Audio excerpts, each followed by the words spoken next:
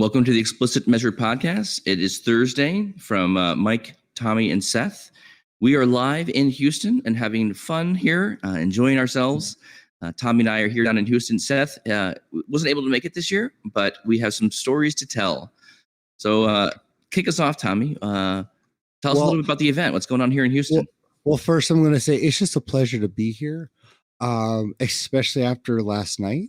So we ran into a few MVP folks. Who did we run into? We ran into Reed Havens. We ran into Greg Baldini. I got the great Greg Baldini. Greg's a good guy. I'm enjoying the conversations with Greg. His humor it's I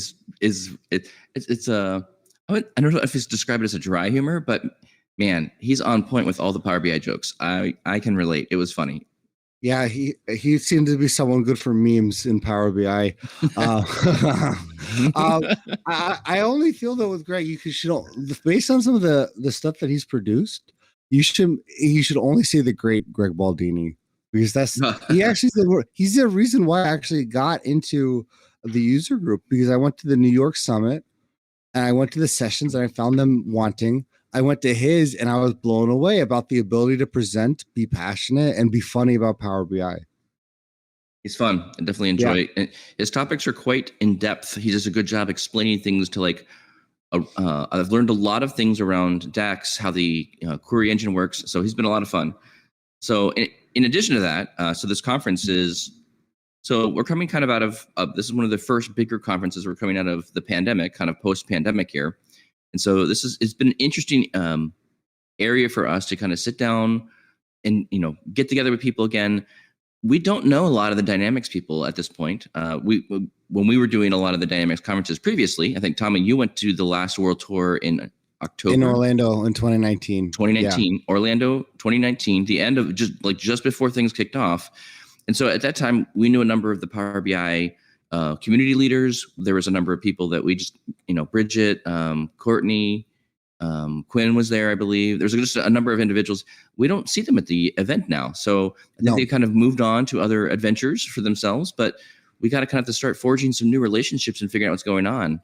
And it's been really interesting being here. So last night they did one of those, conference parties, and it was all Dynamics. It was put on by the Dynamics user group. I guess two of them, and they did it at the House of Blues. One was on the first floor. One was on the third story, but different parties, but kind of the same. And they were not the same, Tommy. Okay. There was a totally different vibe between the two parties. Well, they felt the same. Well, they feel the same this morning. Tommy, they both had drinks. We'll say that. But other than that, I think there was no other similarities at all. So we come into the downstairs one. We're hanging out. We get in, start chit chatting. We found Dynamics Hot Dish, which is a group of people who run a podcast on Dynamics. But we had them at the Power BI Milwaukee and Chicago user group. I think it was like a month ago. It was super fun. We got to meet them in person, got to hang out and chit chat and talk.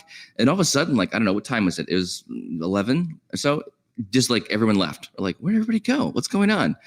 And so the lady at the front reception desk is like, hey, this House of Blues is closing down, but there's another one on the third floor.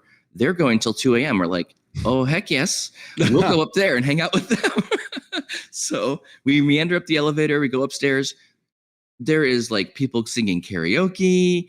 It was a lot louder. I was like, wow, this is a totally different vibe. So It was a lot of fun. Now, the interesting thing, and Seth, I want to get your opinion on this. Mike and I talked about it with the other Power BI guys there, but this conference, compared to what I remember from Orlando 2019, I don't know if anyone who's on the chat now went there. The way that conference was structured it was 4 days. The first 2 days or day and a half was all Dynamics. The total attendance was 4,500 people. The first 2 days, 2,000 were Dynamics, and those people left basically when the Power Platform group came in for the attendance and speakers. This year, this is not the case, and all the vendors, maybe barring 2 or 3 vendors, I would say the majority of vendors. Yep, keep going. And it's a huge room. It looks like Microsoft Summit. I think there's, I think it's bigger than Summit. Yeah, the expo hall is absolutely huge. Barring 3 vendors, everything's Dynamics. Yep. And that includes the majority of the sessions. I would say for every 5 sessions, there's 1 non-dynamic session. And there just seems to be this very large, and Mike, kind of correct me if I'm wrong, but there seems to be a very large gap or larger gap going on with Dynamics and Power BI. Well, so this was interesting to me because we actually had a really relevant conversation towards the end of yesterday, 2 days ago. I think it was on Tuesday.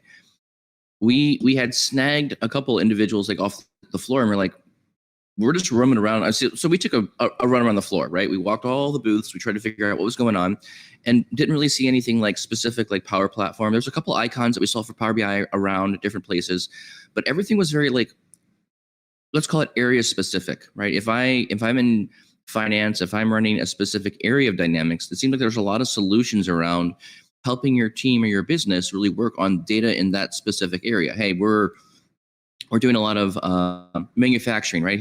That's our specialty. So, work with our company and we'll help you figure out how to use Dynamics for your manufacturing facility, whatever that may be. So we walked around, we don't really understand the Dynamics crowd. Like who's the audience here? Like what does a typical Dynamics user look like? And Tommy, again, we had a bet, but we didn't really put anything down on it. Was, I was like, the reason why the Dynamics teams likes Power BI is because their reporting is okay, but it's not great. And it takes a much more technical person to get around the reporting side of things.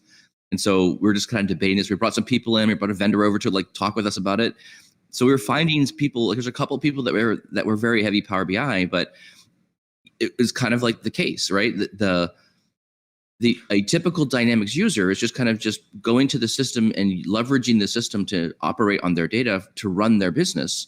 But there's not a lot of additional analytical needs outside of Dynamic. So that's why these kind of pre-built solutions kind of come in, and you use them to help shape, manipulate, and modify your data so it's more efficient for you. Yeah. So you're saying like it's very receptive to the third party plugin where Yes. they basically just Right. plug into the back end Yes. and pre-curated reports that 100%. are kind of Right. within the bounds of Dynamics, so you're not going to spread too far afield, Yes. and they don't have to customize anything. Yeah, and like I talked to some, told me some couple pain points, right? If you want to see data in Dynamics, you have to bring it to Dynamics.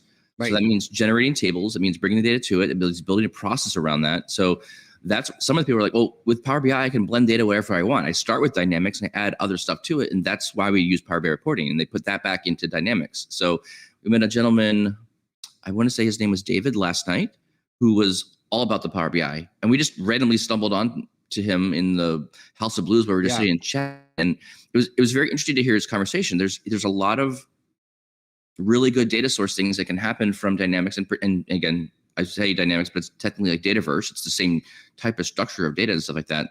But there seems like there's a lot of opportunity there for people to, or at least the BI team, to kind of come into and leverage more Dynamics for organizations. Because a majority of them seems like there's a lot of structured tables that are kind of ready to go a little bit. So I think there's a really neat opportunity there. I think there should be more Power BI people reaching out to what Dynamics needs would be, because I think there's a need there. So it almost like, did you run, were the other Power BI vendors there, like guys who had built like Power BI solutions on top? It almost sounds like it's Yeah. a It was- ripe area there's for nothing- templates and Yes, No, you know, vet- yes what's and no. interesting though. You know what's interesting though is like that would be, unless a customer is going to stay with the stock setup, right? Like that would be hard to plug into the back end where they would start to build customized things. Agreed. Like, Yep. I was going to just say that. I was just going to say, I think a lot of the vendors there were like integrators, right? Or Yeah. merging you out of like, well, a couple of them were helping you get from like, hey, I'm on site with Dynamics. I'm going to move into the cloud of it. So what does that look like? What does that transition look like? And then every business, I think, has this level of like, we're kind of a little bit of we have some custom things we need to do per our process. They come in and kind of help build that process and then build it into Dynamics. So you can then utilize that inside your organization. So am I going crazy, or why is Power BI considered a custom build? Why is that the case? no, the custom back end. Yeah, Yeah, the but back end because- custom. Okay, because you can't just plug and play Power BI in Dynamics, right? Yes, you plug Power BI into it. Well, there's a couple of things I think. Depends on what you're talking about. So when we were talking with David last night, it was I you can could- connect, but yeah, go ahead. you can connect to most things, objects in Dataverse, which is basically Yes. Dynamics. Yes. However, there's some finance things that makes it a little bit harder for you to get it into Dataverse, so you can then get into it in Power BI. I think that's the preferred method for connection. So building solutions on top of Dataverse and using Dynamics as a source. I just don't have very many clients using Dynamics to do this stuff. My stuff is, I think, a bit more custom in nature, and we're building pretty much from scratch. We're not coming into an existing Dynamics to build reporting on top of it. So, Well, and I think the questions people want to see the integration when I think we say custom is seeing Power BI within Dynamics or embedded in Dynamics, because anyone can connect to the Dynamics data. That's standard. yes, But I think that's where that all these conversations happen. That's also where the complexity comes in. Yeah. agreed. Right. Tommy, like for Dynamics users, right? If they're just the lay business person, right? Click in, take me to what I need to know. And if I'm generating a report, it's a pre-built experience based on everything that the system is generating. It's Mhm. not based Yeah. on the raw data sets. I suppose So- that's true for anything too, right? I would agree. Yeah. I would agree. So I'm gonna transition you guys into let's move over to our topic for today. So we did kind of a good intro. It was again, conference is a lot of fun. Really enjoying it. The people here are absolutely amazing. Having a blast finding our little Power BI people. I'm wearing all my Power BI jerseys everywhere for those of you who watch the podcast. So when you see me, I'm got my big 28 or other jerseys on, and I get looks, man. They're like, whoa. There's a lot of guys here with like looks before your shirts. Yeah, I know. There's a lot of suit and ties here, and I'm Yes. like, Oh, really? oh yeah, that's yeah. the other thing. Man. You know what? Different. I stepped into it now. oh, I- I'm all in now. I don't have any collared shirts at all. I'm just gonna keep wearing the jerseys. Screw it. I honestly think Dynamics people are the cool kids in high school, because that's what it seems like. I'm like, all the not that there's anything wrong with that, but it's definitely a different culture than other conferences, or there's definitely a different vibe. You go to a conference when you are in sales and marketing. It's different than when you go to a conference when you're in engineering. I'll say that. Yeah. Yeah. Well, right next to us is Valve World. So did you know? Yeah. And then we'll transition, but this is the last thing. There's a conference for valves. And I said that correctly. Tommy, there's Valve. a conference for everything. Tommy was floored. He's like, I don't think I want to go to that one. I For was like, everything. yeah. For so everything. there's just something for everyone Except for Power BI. except for Power BI. Awesome. So today's topic is talking about a new feature that was recently released. It's called Get Insights. So the Get Insights feature is something you can find. And now, again, guys, keep me honest here. I'm trying to, I'm just beginning to play with it a little bit. But what I would say is that this is a premium only feature. And the idea is when you have a premium workspace or something that has premium on it, you can click the Get Insights button. It's in PowerBI.com. It's in the service. You can't get it in desktop. And you click the button, and then it goes kind of through your data and tries to say, hey, here's some trends or here's some information that you might want to know about your report. So one report that I thought was fairly interesting to run this on is for probably the last year or so, I've been scraping the data off the ideas.powerbi.com website, and I've been tracking how many ideas are out there, what is the count of ideas, number of comments, and by year, and just kind of getting some general information. So I have a report that I built, and actually I published it to web, so you can go look at like the ideas.com areas. And so just kind of ran this Get Insights ideas off of that. And for a brand new, it's in preview, so it's not officially out there. But there have been, it's here to produce anomalies. It's looking for things that are just maybe a bit interesting. It's looking for like trends in data and presenting to you, hey, did you know this about your data? So I kind of like the feature. I think it's pretty slick. They have you can click on the top insights and get the ones that it thinks they're the top insights that it would find, the ones that are pretty most impactful. and then they can go to all insights, and it'll just tell you, here's the things that we found about your data. Yeah. So I'll kick it over to Tommy. Tommy, did I get the feature described right? What is the intent of this feature? Yeah. So for those who have been in Power BI, this is different than the Get Insights feature where you would click on the data set. So before, if you clicked on a data set, you could get insights, or there'd be some other page that would just show you a bunch of random statistics, basically like correlations, some trends, some anomalies, and the again, a lot of correlations as well, where this goes up, this goes down, not necessarily on line or time trending. The difference here, and this is what makes this feature very powerful, is it will look at your report rather than the data set. Because that feature's been out for years, where it will analyze your data set. This will analyze the page you're on, the visuals that are on a page based on the filter context or the filters that you're applying to a certain visual. Right now, it does 3 distinct and insights, so to speak. And I just sent out the blog, and there's documentation in that blog. So if you guys have not heard about this will also be in the podcast description. There's anomalies. So what it will do is look at your recent steep or your recent anomalies that may have happened in the current time. So you have to obviously have a line chart, your steep anomalies, or kind of like a roll up. The same thing with trends, your recent trends, your long trends, and then your trends that had pretty big breaks. And then the last one is KPIs. So any card, a KPI card with a target, it'll show you something, but also just a normal card, it'll show correlations. Again, the power of this is it's a per page basis. So every page you're on, it's going to show different insights.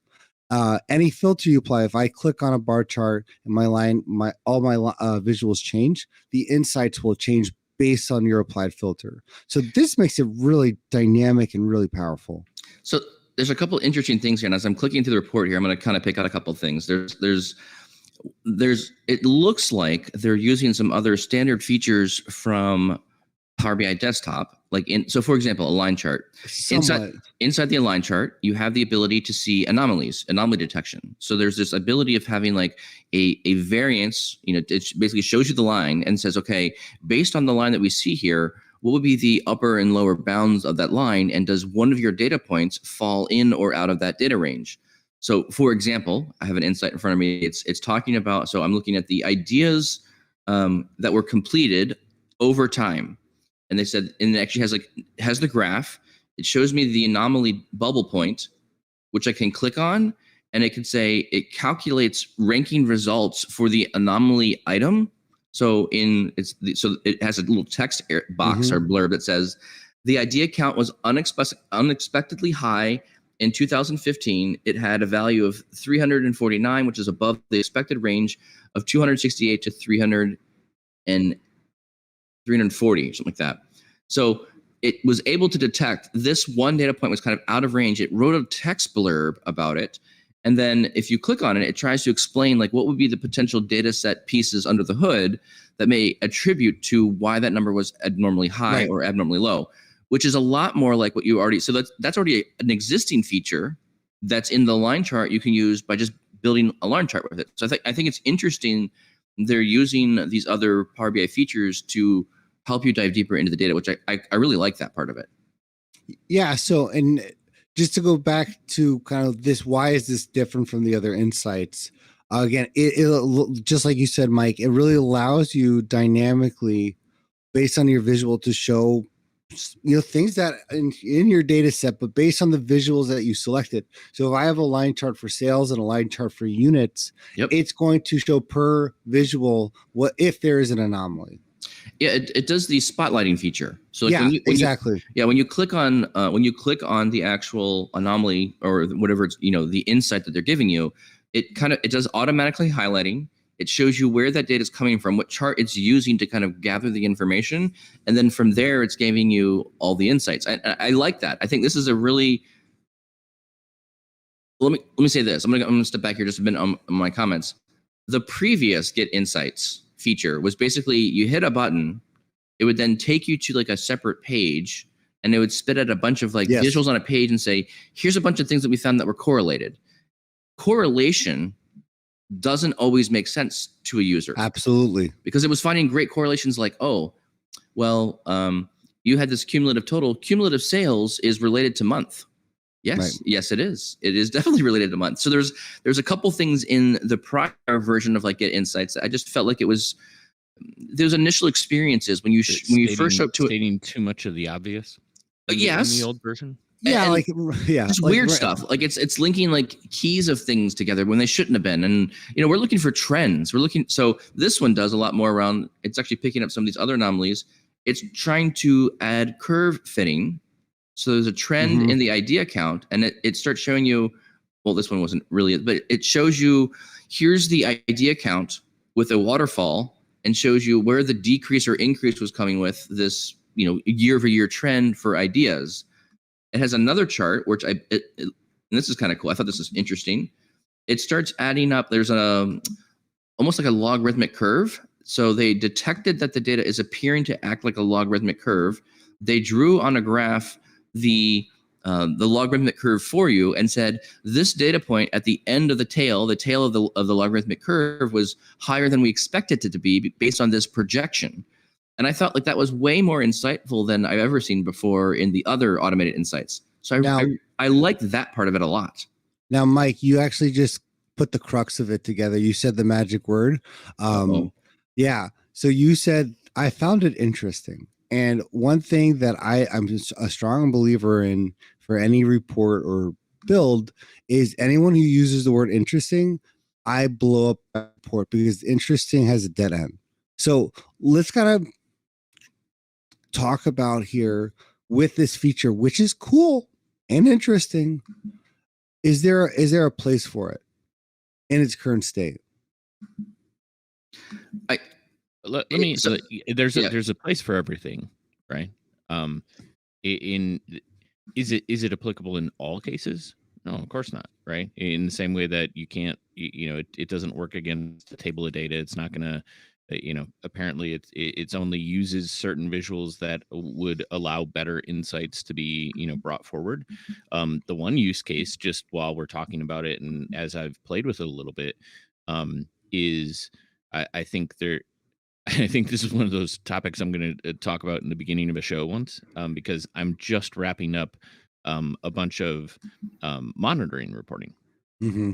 Right. So in different ways in which we slice and dice and looking at pipelines or whatever the case may be, you could be monitoring anything.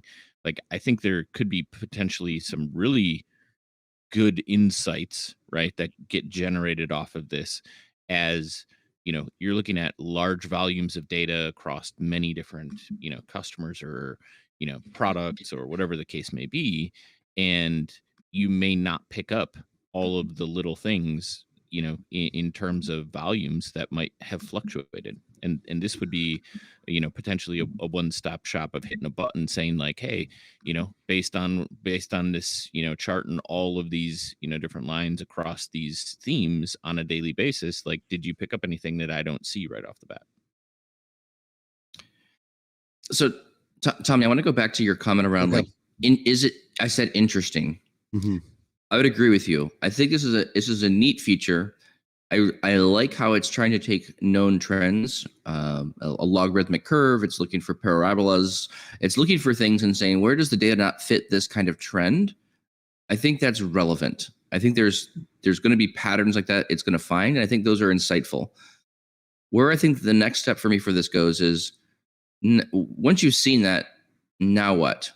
What action are we doing from the automated insights? And I think there's going to be the ability at some point to be able to start pinning things, or be able to like grab a chart, look at the chart, tweak it a little bit, maybe in the anomalies in the trends window, and then you can, if you like it, putting it on the report page. So I think this becomes more valuable when you can actually start lifting out some of the visuals that it builds for you and putting them right in your report. I think people will want that part. And I hope so. Right now in its current state, not necessarily on, like, even if you could pin the visual right, and I'm trying to go through this in my head. Right now in its current state with what it's showcasing to a user, because we've been trying it out for quite a bit, and we even have showed people this in a report. Yep. As the demo, and also noting to people that this is a preview feature by Microsoft, and we do not own any of the numbers that come out of it. Like, for full date correlates with day number of year, and that's our fault. Yep. But with that being said, this is, I wonder, or I guess, what is going to take it that this actually becomes less interesting and more actionable? Because right now there's a lot of interesting stuff in here. I'm actually very impressed with the platform and the features. Yet there has been nothing that I've taken from this where I'm like, wow, I should contact marketing to let them know about this correlation or this anomaly. They should know this. And that's, I think, the worry right now is, where's it going to go, or how it can be configured to where it's not just showing you neat data. Like, oh, I already know my sales are down, but you're showing me a correlation that maybe it's a particular unit. Like the demo that they showed at MBAS was neat. I have not seen anything to that point where there's a narrative that happens in a business where it goes from, I know my sales are down, I want to explore why. My insights show me the anomalies where it occurred. I can contact person X and team Y to let them know, did you know that your return rate is way above average? Yeah. But that's also something I feel they would know. The few thoughts there, obviously. So I like your points there, Tommy. And I think if I sit and think about a bit more of how do I phrase this? When I explain people to like how Power BI works and what's going on, I think I'd say, think of Power BI and all the star schema tables as like one large table, right? I can pull dimensions together. I can pull numbers out of my fact table. I can build whatever insight, any combination of columns. Power BI kind of handles the relationships for me and brings it all together. But if you think about your data model as one large table, there's a lot of pieces on the table, and there's, in that large table, there's like a handful of data rows. Like I'm thinking about like my Excel days, right? In Excel, I would materialize a large table. I'd have a bunch of things I'm looking for, and then I would use graphs or other things to kind of weed down that information to get down to a specific topic or area where I needed to have relevant actions or insights. And then we can start really analyzing, okay, why was this up or down? So I feel like the Get Insights area is doing the same thing. It's taking like this large table of information, and there's a lot of good information in there, but I may be missing nuances and trends. I'm not looking at things with like logarithmic curves or parabolas and trying to figure out what data matches a parabola or not. There's a lot of work that takes to get that done. So I feel like this is a tool that I could use to at least start that journey and find potentially other insights that I may not know about. That's a really good point, right? Like, you know what I mean? Especially like over time, right? Like, do you even to your point, Tommy? Like, day to day, if I'm looking at sales, like I'm triaging something, is it telling me that? No, probably not. Yeah. But like over a 3 or 6 month period, as your sales are declining, do you know why? And or could it enlighten you as to like, hey, there's this overall trend happening, and this is what potentially it correlates to. Yes. And I'd also say one other kind of note around this too is, I mean, the correlation pieces is what you need to do, right? Figuring out where things are not fitting a normal trend, particularly in production, or you're looking at like load times or reports or numbers. So one thing I can think would be very relevant here would be like looking at how many records are being loaded to your data tables over time in all your pipelines. A very practical example would be is like, when does that number go extremely high or extremely low because some data upstream changed and you ingested a ton more records than you should have, or something failed in process and the number dropped off. I think it's a very relevant use case for some of this, just have some of this more real-time monitoring. But then I come back to, okay, we can have this, but what's the action? What do I need to do with this?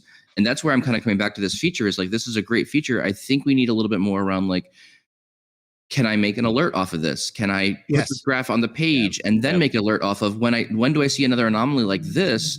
I think that comes around a little bit more full circle for me. So it makes it a bit more part of my daily workflow now. Mike, I love that you said that, because I was about to say, I think what the most actionable feature in Power BI now is sending alerts out. And you combine that with something that's more automated, because right now alerts are really powerful. Like if I want to say, send me an email when this number goes below or above something, that's a very manual process, and it's also a very static process, because you can really only configure that per number or per metric. And if you wanted to do this over, like, let's say you needed to scale this, you want to do this over 10 particular numbers, you have to create 10 card visuals or 10 visuals that support the alert and set up the alert for above and below. So that's 20 alerts that you're setting up for only 10 metrics, which really limits the ability to do something or to set this up. I like I said, to make this scalable. That being said, that feature is also one of the things that I find one of the most requested. So kind of combining that together with combining that with automated insights, I agree. Like there's has to be, in order for this to work, everyone, you can hear the bus, we're aware as well. So I know Sorry. we're gonna get Yeah. the The walls here are like literally paper thin. Yeah. So we're gonna acknowledge that right off the fact. Funny random thing. My don't download Windows 11 before you do a demo. Bad Uh-oh. idea. That's just Yeah. a no-brainer, Tommy. Come on. Just in case anyone might have wanted to know that, Don't do it. Don't do it. Don't do it. Okay. So with that being said, with the automate, with right now in the state that it's in, I think for this to be successful, and man, I hope they don't just put this in preview and add it to the elephant graveyard of features that we released but are not updating, because this could be one of the more powerful things. And I think they already have the framework down. If you could just, I love what you guys said. I love it. Where take this, allow a user, just like you can do a personal bookmark, to say, oh, this is important. Let me highlight, you said 40% strength on box A units. Hey, that's important to me. You know what? Notify me when that's now 60%. Yep. If that anomaly continues. Yeah. I think the framework's there. Like, I'm getting excited about that feature. Microsoft, are you listening? Please, that would be huge. So what will make this thing go somewhere? So two thoughts around that point, Tommy, right? First thought is, when does Microsoft choose to continue to develop a feature that gets into preview, right? I think a lot of times what we see here is Microsoft's testing the waters on some of these things, right? It goes into preview. A preview is, a feature that's kind of, it's started. The idea is maturing, right? It's not quite done yet, but I think the idea here is they put things in preview early so they could kind of gauge, are people using this? What is the usage pattern of these kind of features? And so I think this is another maybe reincarnation of the original Get Insights information. It maybe wasn't very well received initially, and they started to let's not continue that feature set. Not a lot of people are adopting it. Let's step back.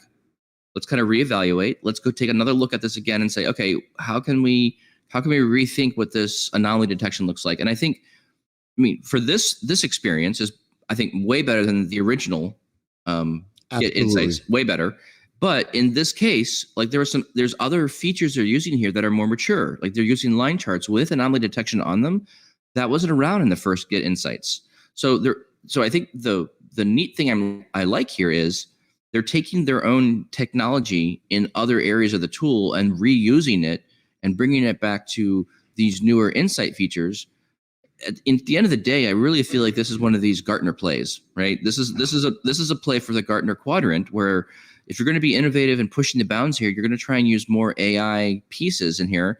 And I think that's one of the key differentiating features that Gartner looks for.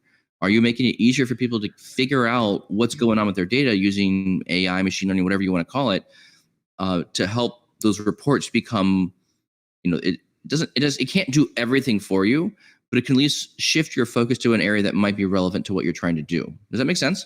I actually love that. Does. Yeah. But if you think about like even the evolution of this, and hopefully like maybe there was enough uptick in the original version that you start to build in or enhance it to some degree.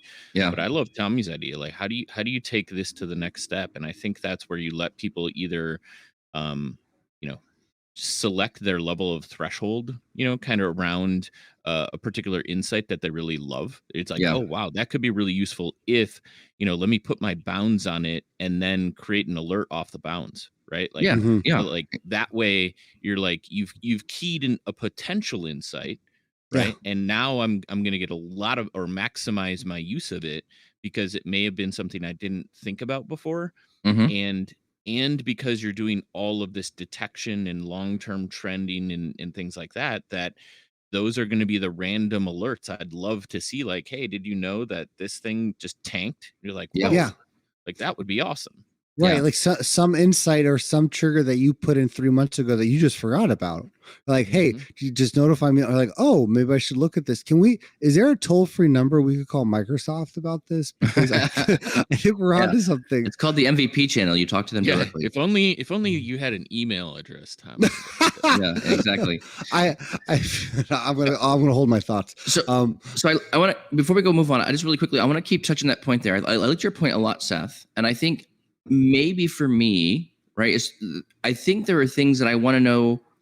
Okay, so I'm leaning a bit more on my engineering days here. Right, in my engineering days, we would have these things called control charts. Right, you graph stuff over time, and then you have like an upper bound and a lower bound, and it would kind of tell me like, hey, this data is falling out of these expected boundaries, and when it does, then we have to take action, change the tooling, figure out what's going on in our process. Did the machine, did the CNC computer controlled cutting machine, did that change its configuration such that the parts are coming out of tolerance? And so these are, we're talking like, very fine grained parts you're building here, and you have to know this before you build a bunch of junk parts, particularly on materials that are expensive. If you're building things out of titanium, you don't want to be making a whole bunch of wasted titanium parts. You want to make sure you're utilizing that material to not waste material. So, and I think in the same way, I'm thinking here, if I look at my data model, as a designer, as a report builder, there's probably various columns or things that I'm interested in. Generic things like, to my example earlier, count of records per table loaded by day over time, something like that. So something to that effect.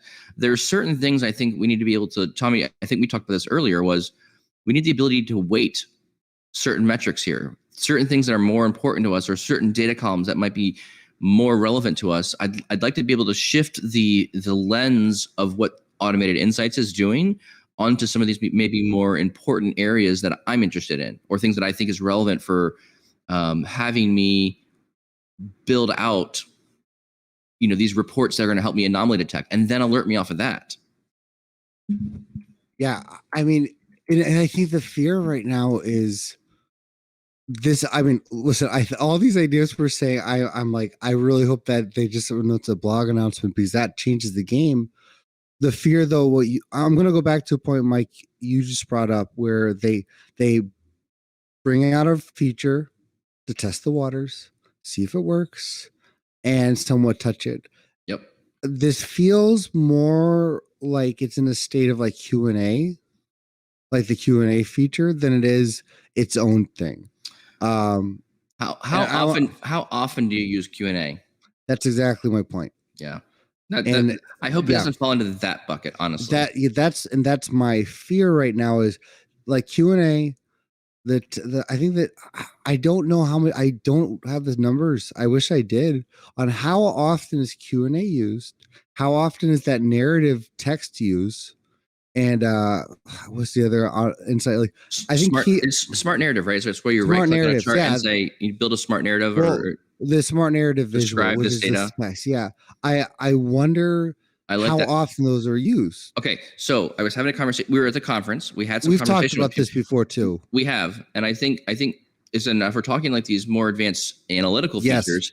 I would say the question, ask me, or the question feature, asking questions and getting answers out of that, that's probably not as used as much. But I do hear people really impressed with the Automated Insights. So describe this data, and it literally writes out text about the information that you clicked on, and then as you click different various parts of the page, it rebuilds the text, and it, sales went up by 10% in the month of this, which was, the leading category was this. There's a solid need for that. And I remember there was projects where we were building that same feature in like Excel documents, because our requirement was we needed to have written text describing the most impactful things. So we were looking at all the factors, trying to figure out which one had the largest drop or dip or whatever. And from there, trying to build automated phrases that we could use and parse together to output relevant information in a written form. I think that's relevant. And that's one of the ones I've heard probably used the most out of all these like more advanced AI feature things. I agree. So I think they've gotten that one right, because that was, I think, a really need that people were trying to figure out how to do. And I think that's a good one.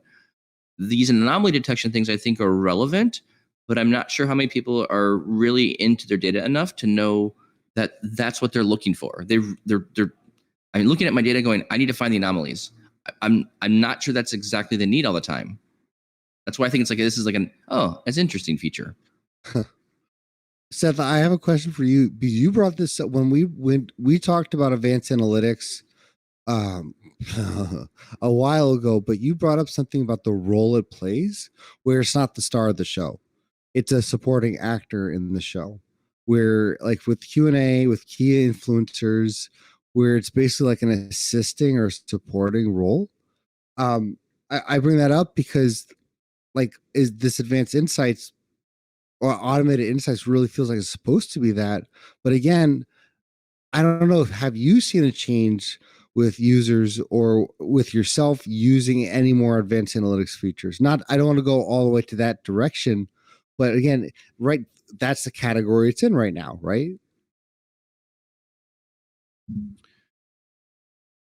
It's kind of unfair, right? And what I mean by that is the vast majority of my time has been lately in building big infrastructure to support a lot of reporting, and not as much on the analysis part. And that's where I think these tools become really valuable, or could be leveraged, right? A lot more when you're spending time in the data and you're looking for those different things within the data sets, right? A lot of data analysis type activities, as opposed to kind of where I've been spending the majority of my time. So I think from an end user perspective, the more that you can, like, having options is not a bad thing. And I think all of these things to some degree are only going to be supporting roles, because of, I don't think they're not saying like, hey Tommy, last week I knew that your sales guy left the company,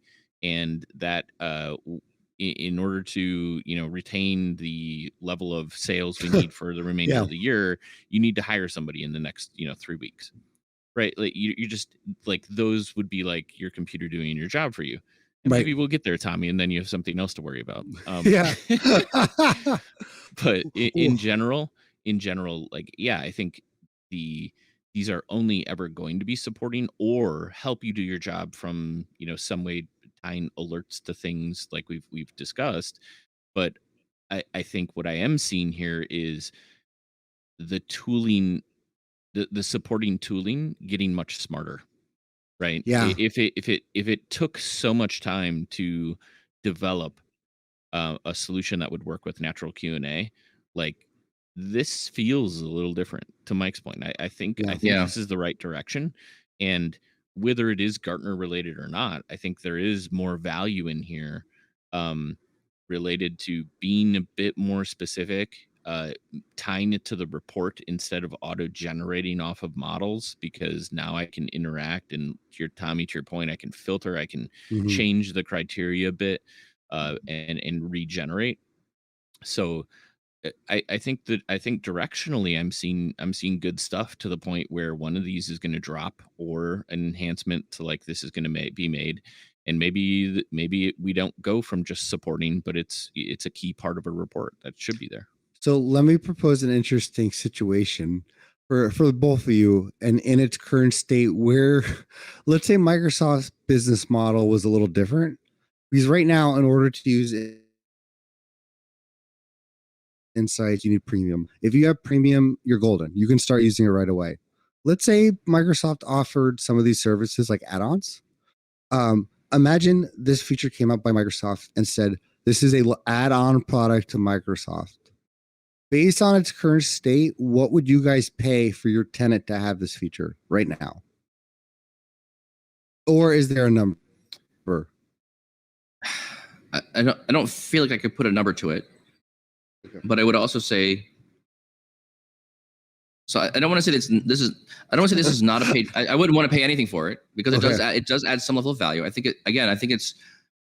I'm looking at another report right now, helping out Rishi over at Learn Data Insights. We have some reports that we're hosting for him, so he can do some Power BI embedding.